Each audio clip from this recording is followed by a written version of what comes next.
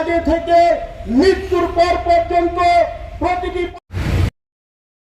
নেতাদের জোট সরকার আশঙ্কা একটা সিদ্ধান্ত নিয়েছে জিবি হাসপাতালে, শুধুমাত্র জিবি হাসপাতালের ডাক্তাররা বাইরে চেম্বার করতে পারবেন, বাইরে প্র্যাকটিস করতে পারবেন, যার ফলে রাজ্যের মানুষের মধ্যে একটা আতঙ্ক সৃষ্টি।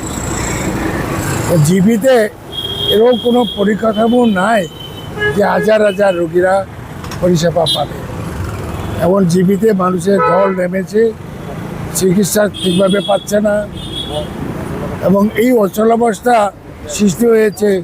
তার জন্য আমরা গভর্নমেন্টের এই সিদ্ধান্তটা অবাস্তব মনে করি এবং আমরা এই ধর্নায় বসেছি সরকারের নজরে নেওয়ার জন্য এবং মুখ্যমন্ত্রী মহোদয়কে আমরা অনুরোধ করি পুনর্বিবেচনা করার জন্য।